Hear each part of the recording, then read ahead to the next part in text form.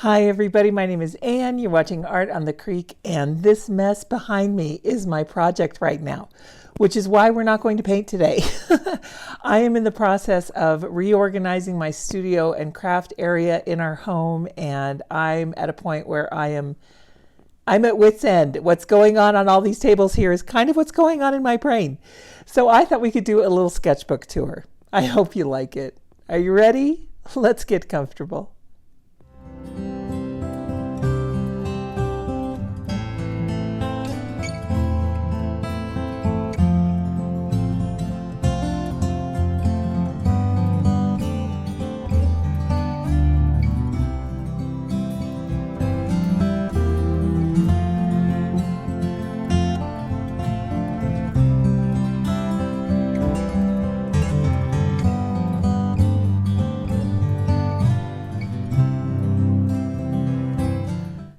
I have so many stacks and piles of things that need to be dealt with, and I decided to reorganize my storage and make it more usable.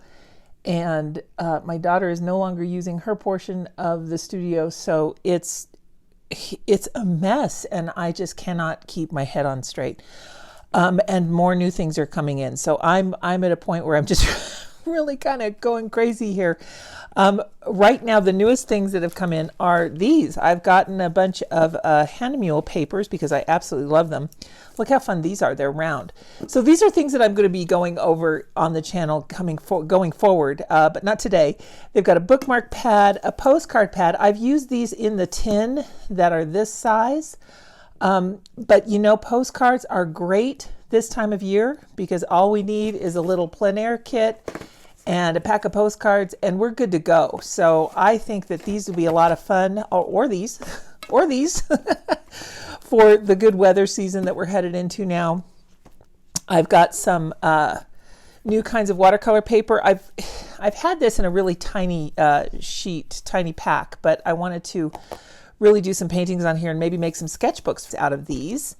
And then we have this sugar cane watercolor paper. I'm very excited to try this. What does this say? I don't know. This is from Blick. That's probably their internal notes. But at any rate, so all of these are coming up. I'm very excited. I've also got another pack of Herculean watercolor paper that I have not opened yet. I'm just really loving Herculean products, and I wanted to try several so that you guys don't have to. So we'll go through these and we'll figure out which ones are good and bad, which ones are worth getting. I've also gotten, let me set these aside. I found a beautiful, beautiful paper. This one, it is Albareo watercolor paper. The artwork on here is from a guest artist, Higuchi Yuko. This is 100% cotton watercolor paper in a block form from Holbein. And I found this at my brick and mortar local art store, and I was so happy to find it because I did not know that Holbein made paper. As you can see, it's all written in, I think this is Japanese. And the only thing I saw on the back was right here, this 100%. So I'm pretty sure this is 100% cotton. I have painted with it. It is amazing paper, you guys. If you can get a hold of this, this is incredible. The next piece I'm going to do on it here is this portrait of a woman from the side. I need to tweak a little bit of my drawing here, but I'm excited to paint her on this paper. And I took it out of the block because I wanted to be able to really hold it and get it up there, to really use gravity. And I didn't want the paint to run under here into the next page. So I did take it off the block for that. One thing that I'm doing for channel members, this painting here, I'm going to do it two ways. So I will put the reference photo up here. This beautiful photo was taken by one of our channel members, Leslie, and thank you so much for sending me this picture, Leslie. I wanted to try it out first in watercolor pencil, and I really love the vibrant chromatic way that this came out. And I've also used a very inexpensive paints 12 half-pan palette, cheapers, of very inexpensive watercolors, something that you might take with you when you are camping or out on a hike or whatever, and just wanted to know how you would take that scene that you're seeing and replicate it. So this is the first way The second way that I'm going to paint this will be back in the studio, where we'll try and match the colors to the scene. So this one is the first kind of high chroma way that we're going to do this. So this video is coming up. And then I've gotten some new erasers. These are really wonderful, and I've got enough so that I can share them with you guys. And I also got some of these photo blue pencils. Now, what a photo blue pencil is this is just by Cezanne, but you can really use any colored pencil. These erase very well, and these vanishing erasers, the Vanish is what they're called. The 4-in-1 eraser. I really like these erasers, and I have not seen them forever. I normally use these high polymer erasers, but Jerry's Artorama had these and these. Non-photo blue pencils, we used to use these in Paste Up when I edited the newspaper for our high school. Anything that you put in this shade of blue won't show up on a copier. Of course, nowadays with all the digital technology, the blue does show up. But back in the day, it didn't, and I've been looking for these pencils for a long time. And I'm just going to tear this because I want to open it up here. And now I've found them. Oh, for goodness sake. This is the way my whole week has been going. Here we go.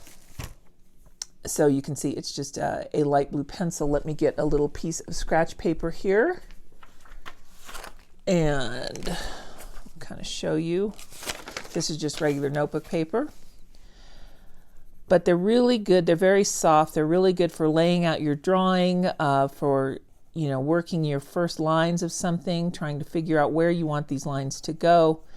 And then you can come in later and get your actual lines that you really want in.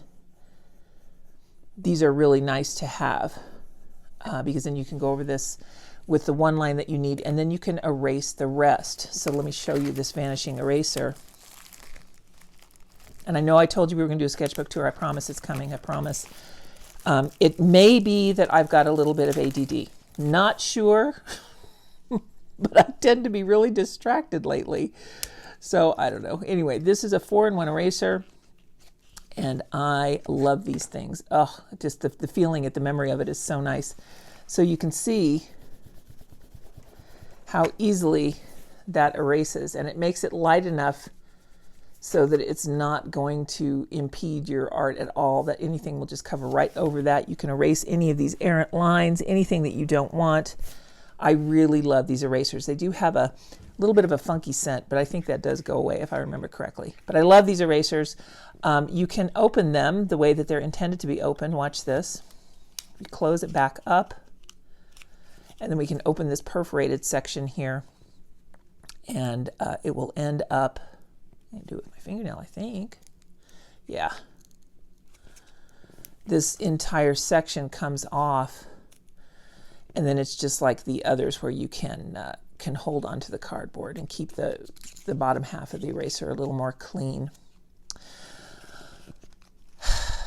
Is this going to go down in history as the world's worst video? I don't know. I'm just glad that you guys are on this dumpster fire ride with me. Here you go. Here's the Vanish 4-in-1 eraser. I really like these, and I do have some others. So look for these coming forward in some drawings for channel members. If you guys wanted to get some free art supplies, I will definitely share some of these erasers because I know I won't go through all of these. But yeah, these are really nice to have. I really like them. They're a lot of fun. So that goes in my favorite eraser spot. I love these guys. These will stay in my sketching.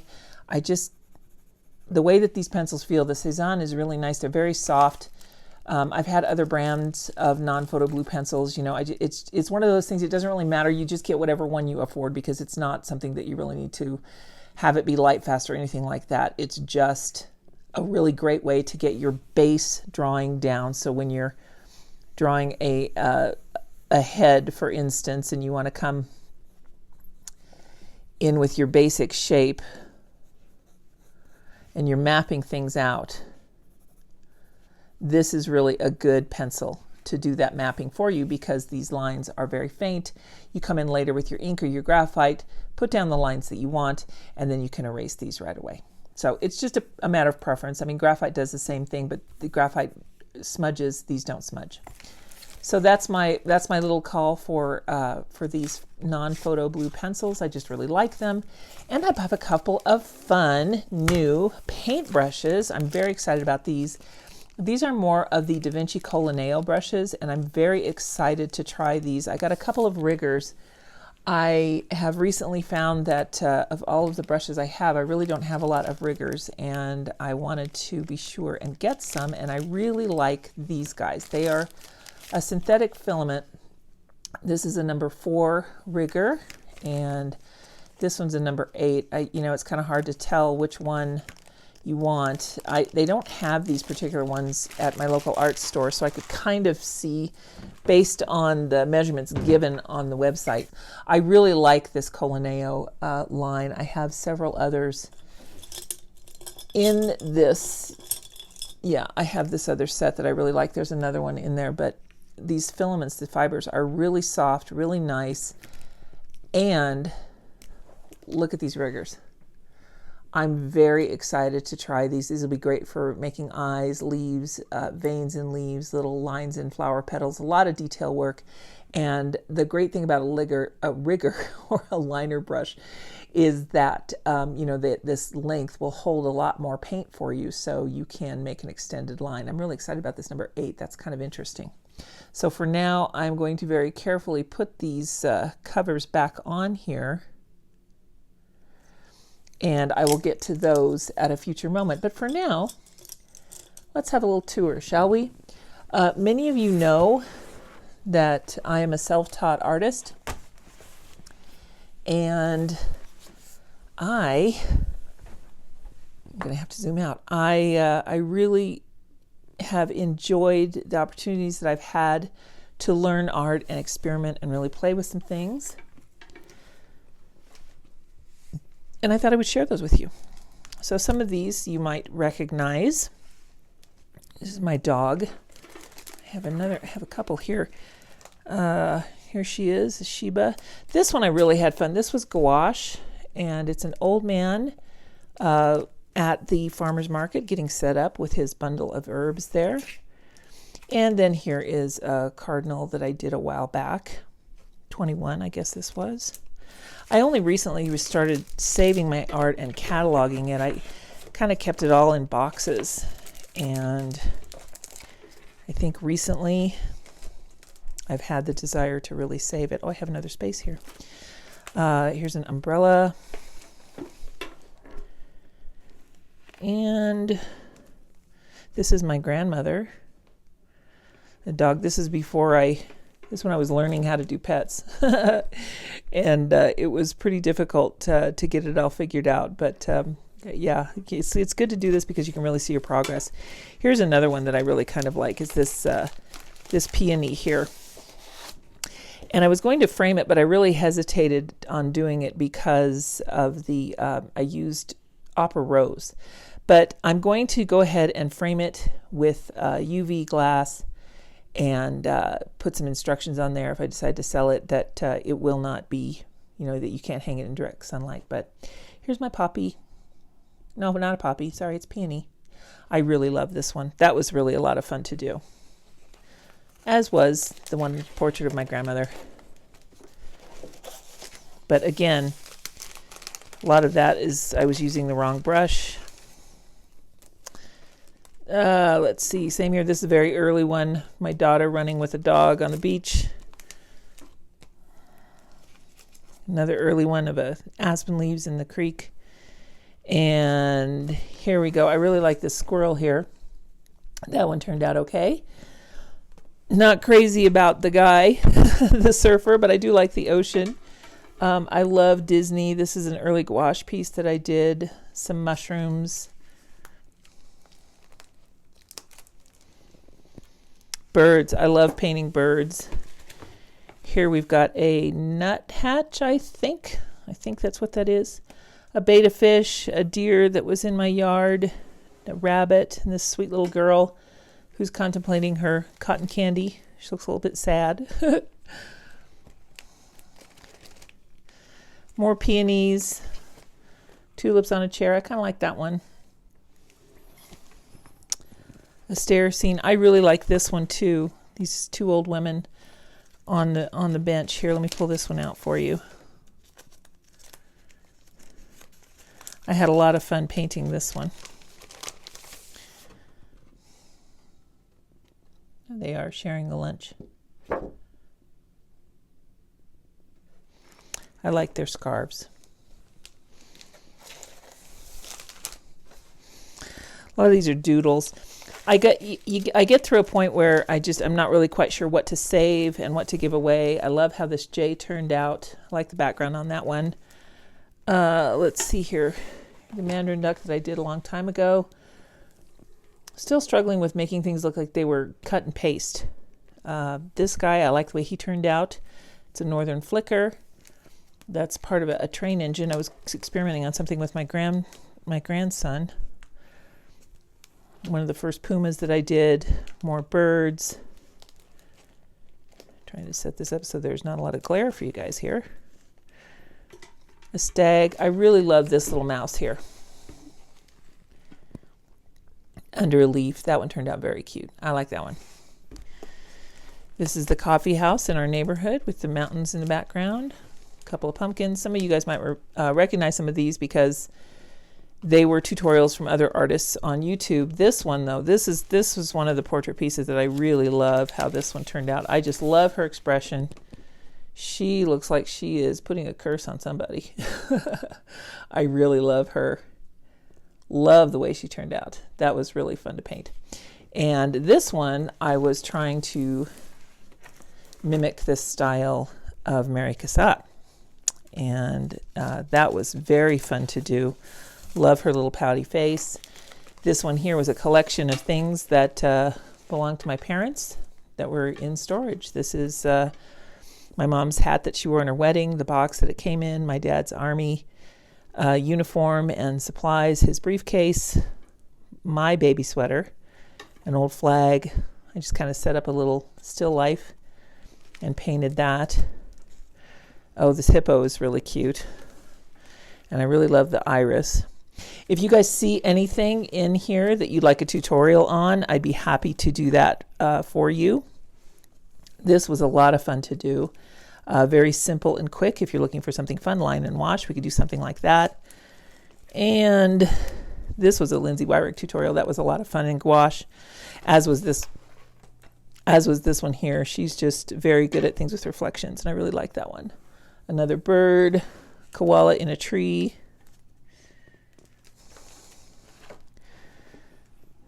I have a video on this one already. Here's another Lindsay Wyrick tutorial. Tulip that I did. I was playing around here with some new set of paints and deer stag that I was working on in pencils. This is probably my most popular tutorial. It's a review on the Caran d'Ache Neocolor 2s. I can put a link up here to that video in case you're interested in these Mandarin oranges. It's really fun to do, and if you've never used Neocolor 2s, I think you'll really like that one. I really like this style. This is when I was first trying to really get into my style of art and figure things out that way. Oh, I like drawing old patterns. These are some more of the 60s style drawings that I did. And I think I have a tutorial of this one too. This is downtown Denver, Larimer Square. That's a very iconic Denver scene. And lots of little pieces here. Little mouse in a chair, these 3 little birds, a pair of robins. Lots of little fun things. Let's see. I think this was when I was in a painting group, and the challenge was to paint an animal in an unusual position. So we did the cow on the chair. Let's see, this is a goldfish here, a goat done in odd colors, a koi fish, not odd colors, different colors. Little robin, a violin on a table, seashell tree. This is a partridge in a pear tree. I was starting to do a series of the 12 Days of Christmas, and of course I never finished it. I really do like this ocean spray. I think that was a Karen Rice tutorial. Buffalo, lion. I don't need to keep everything on that page, I don't think. I really like this little rabbit here. Different way to do tulips. Love this poinsettia. This was from the movie Little Mermaid. And this was a spread that I did on New Orleans, trying to do some different scenes that were in New Orleans. And here is my dog and a scene of fall leaves. A lot of the times, yeah, I've got a tutorial on this one too. I can put a link to that one up there as well.